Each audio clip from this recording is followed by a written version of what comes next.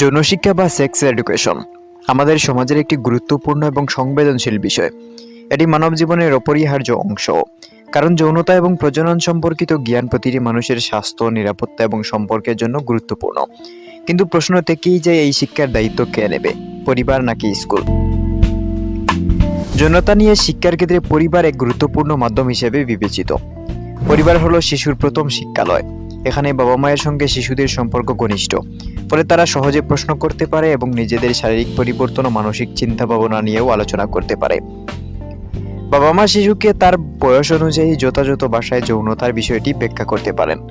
পরিবারের মূল্যবোধের শিক্ষা এবং সামাজিক ও নৈতিক নির্দেশনায় শিশুদের সঠিক দিক নির্দেশনা দিতে পারে।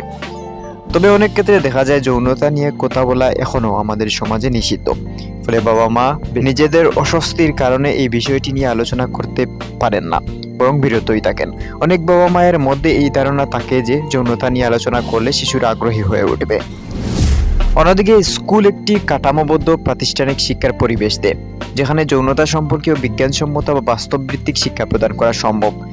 যৌন শিক্ষা পাঠ্যক্রম স্কুলে শিশুকে প্রজনন স্বাস্থ্য, শারীরিক গঠন সম্পর্কে শিষ্টাচার, লিঙ্গ সমতা এবং সম্মতির মতো বিষয়গুলো শেখাতে সহায়তা হতে পারে।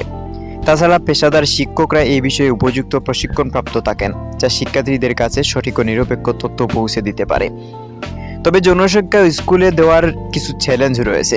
কিছু অভিভাবক মনে করেন যে স্কুলের পরিবেশে যৌন শিক্ষা প্রদান করা হলে শিশুরা আগে থেকেই যৌনতা সম্পর্কে জানবে, যা নৈতিক অবক্ষয়ের কারণ হতে পারে। এর ফলে স্কুল কর্তৃপক্ষ যৌন শিক্ষা বাদ রাখে বা সংকোচ বোধে তা সঠিকভাবে উপস্থাপন করতে পারে না।